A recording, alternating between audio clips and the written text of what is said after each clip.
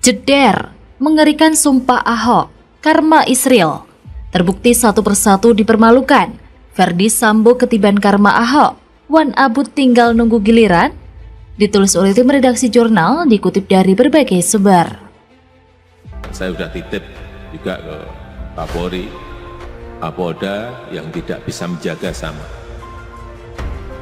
Diperingatkan, sulit, tidak bisa mengawal, tidak bisa menyelesaikan yang berkaitan dengan agenda besar negara kita. Ya maaf, ganti. Telah memutuskan untuk menetapkan Saudara FS sebagai tersangka. Bisa ulangi, tim sus telah menetapkan Saudara FS sebagai tersangka. Ahok ini adalah isu atau objek yang seksi untuk ditembakin oleh mereka. Mereka dulu pernah menjatuhkan Ahok dari kursi gubernur gara-gara Ahok kepleset lidah. Bukan karena menista agama, tapi ujaran kepleset lidahnya Ahok dipolitisasi menjadi api yang membara dan demo yang berjilid-jilid. Apa kabar kadrun-kadrun seluruh Indonesia yang lagi ngantri kena karmanya Ahok? Sabar, semua kebagian. Ya, satu-satu tokoh Petamburan berguguran. Mereka yang pernah berseberangan dengan Ahok, banyak yang sudah berangkat duluan. Yang lain, antri siapa yang di depan.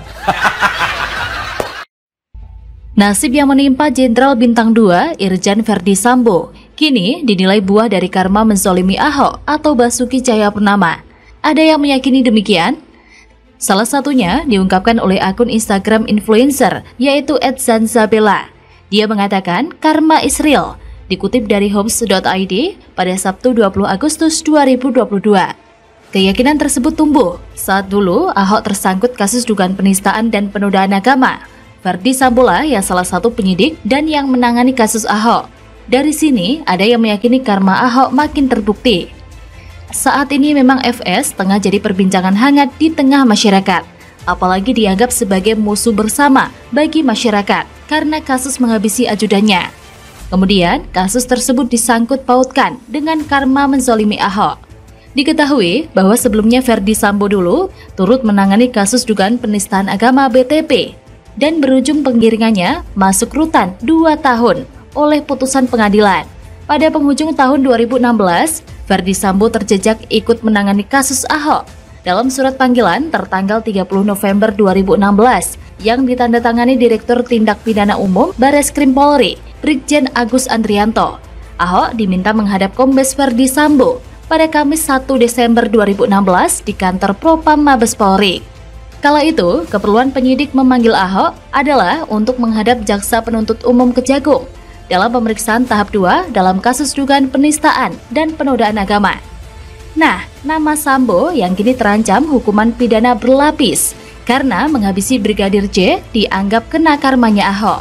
Tentunya warganet tak lupa, dalam sidang vonis pada tahun 2017, Ahok menyampaikan kata-kata penutup yang meyakini semua yang menzoliminya akan dipermalukan satu persatu. Percayalah sebagai penutup, kalau Anda menzolimi saya, yang Anda lawan adalah Tuhan yang Maha Kuasa, Maha Esa. Saya akan buktikan satu persatu dipermalukan. Terima kasih, ucap Ahok di persidangan. Setelah mengucapkan itu, sidang ditutup dan Ahok langsung dikirim ke Makobrimob Kelapa II Depok, Jawa Barat untuk menjalani hukuman 2 tahun penjara. Bagayung bersambut, nyatanya karma Ahok sudah makan banyak korban. Masih berjalan dan belum selesai sobat. FS selaku otak di balik kasus yang menghabisi nyawa ajudannya adalah salah satu di antara sekian banyaknya korban karma Ahok. Sungguh menakutkan, karma pala yang menjadi sebuah hukum timbal balik, sebab akibat dan tabur tuai yang sekarang sedang bekerja di bumi Indonesia ini.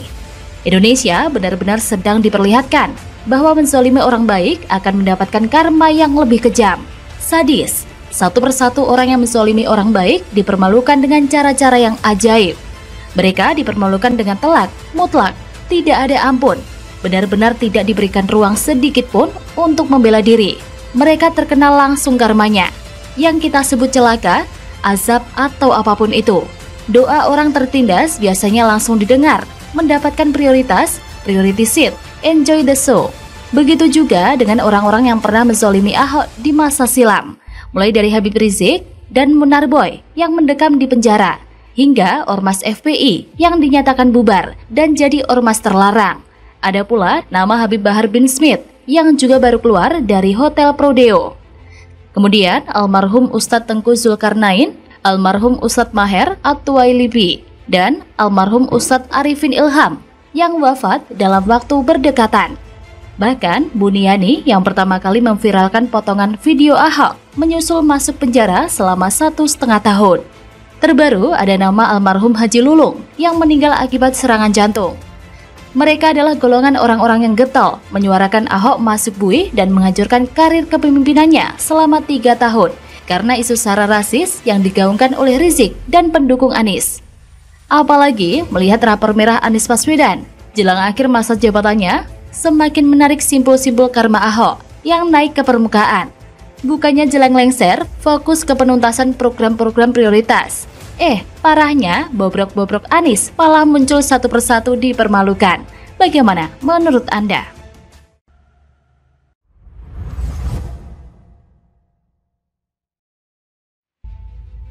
Ngakak, nggak sabar nunggu Anies Baswedan lengser dari jabatannya. Ferdinand Hutahian, duhai Oktober yang indah, cepatlah datang. OTW syukuran ya bang. Ditulis oleh tim redaksi jurnal, dikutip dari berbagai sumber. Pegiat media sosial Ferdinand Hutahian memberikan sindiran menohok kepada Gubernur DKI Jakarta Anies Baswedan yang akan lengser dari kursi jabatannya pada bulan Oktober 2022 mendatang. Hal itu diungkapkan oleh Ferdinand Hutahian lewat akun Twitter miliknya @ferdinandhutah4 yang dikutip hari Senin 15 Agustus 2022. Dalam cuitannya itu, Ferdinand seolah tidak sabar untuk menunggu bulan Oktober 2022.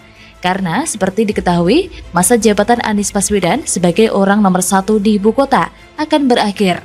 Duhai engkau Oktober 2022 yang indah, wahai engkau 16 Oktober 2022 nan ayu, cepatlah bergegaslah datang, aku merindumu dan akan memelukmu serta memotong tumpeng nasi kuning. Kicau Ferdinand. Lebih lanjut lagi, Ferdinand kembali memberikan sindiran kepada Anies yang menyebut dirinya akan merasa bahagia ketika Anies lengser dari kursi Gubernur DKI Jakarta. Hingga saat ini belum ada tanggapan dari Anies Baswedan terkait kicauan bernada sindiran yang diunggah oleh Ferdinand Hutahian itu. Namun cuitan itu menuai beragam reaksi dari para netizen yang memenuhi kolom komentar. Di antaranya tulis akun @bangkujai, "Yups, aku pun merindukan 16 Oktober. Azan akan mulai dikumandangkan. Tidak sabar menunggu 16 Oktober azan dimulai untuk menumpas buzzer RP." Bahkan ada yang memberikan sindiran telak. Dari akun @mapirewa mengatakan, "Kita sambut bulan Oktober 2022 dengan sukacita yang bang, sebagai tanda derita Jakarta berakhir dari tangan sang gubernur ahli pinata dan pengumpul piagam penghargaan, tapi kerjanya nol besar." Sementara, Gubernur DKI Jakarta Anies Baswedan sendiri mengungkapkan, meski lengser katanya, namun program Pemprov DKI Jakarta akan terus berjalan. Gubernur DKI Jakarta tidak tinggal 2 bulan lagi. Gubernur DKI Jakarta akan selalu ada di provinsi ini. Anies Baswedan yang hanya 2 bulan lagi, ujar Anies di Plaza Selatan Monas, Gambir, Jakarta Pusat pada hari Rabu 17 Agustus 2022. Selanjutnya, program di Jakarta akan dilanjutkan pejabat atau PJ Gubernur DKI Jakarta. Menjelang Anies lengser dari jabatannya, begitu banyak terdengar riuh euforia penyambutan, entah dari warga DKI sendiri maupun dari warganet Indonesia. Mungkin saking tersiksanya dipimpin sang gak benar, makanya euforia penyambutan lengsernya jabatan Anies membuat mereka merasa lega, walaupun lengsernya Anies tak mengembalikan apa-apa yang sudah ia rusak. Rupanya waktu 5 tahun terasa begitu cepat, dan sudah barang tentu akan timbul pertanyaan-pertanyaan umum dari masyarakat. Apa yang sudah Anies Baswedan kerjakan selama menjabat sebagai Gubernur DKI Jakarta? Mengapa indeks kebahagiaan warga DKI Jakarta sejak Anies menjadi gubernur justru semakin rendah? Dan mengapa bangunan yang bersifat monumental dan terlihat oleh mata telanjang terkesan dikebut sedemikian rupa? Misalnya JIS, yang mana proyek itu pun sudah ada sejak di era Jokowi. Atau ajang Formula E, yang masih diselimuti misteri sampai saat ini. Jadi, apakah itu salah satu strategi menutupi kegagalan dan biarkan dipandang sukses oleh rakyat? Saya rasa saat ini masyarakat sudah pintar. Mana yang pencitraan, mana yang kenyataan, dan tak mudah dikibuli begitu saja. Maka tak keliru jika kemudian figur yang digadang-gadang pejabat atau PJ Gubernur DKI Jakarta pengganti Anies Baswedan diharapkan orang yang mumpuni di bidangnya. Apalagi saat ini pun sedang santer rumor yang berkembang bahwa mantan anak buah Ahok yang digadang-gadang menggantikan Anies jadi PJ Gubernur, yaitu Heru Budi Hartono, Kepala Sekretariat Presiden atau Kasetpres. Kiprah Heru Budi Hartono di birokrasi Pemprov DKI Jakarta cukup mumpuni. Jabatan terakhir di DKI yaitu Kepala Badan Pengelolaan Keuangan Aset Daerah DKI Jakarta pada tahun 2015 sampai 2017. Sebelumnya, dia menjabat sebagai Wali Kota Jakarta Utara pada tahun 2014. Jika benar, maka ini bisa menjadi hantaman yang sangat telak, terutama bagi para pendukung Anies Baswedan saat Pilkada DKI Jakarta 2017 silam. Tentu, Heru adalah sosok yang seksi, ditempatkan di kursi panas Gubernur DKI Jakarta. Mengingat selain kiprahnya yang mumpuni, di sisi lain ia juga mantan anak buah Ahok yang dibenci pendukung Anies. Bagaimana menurut Anda?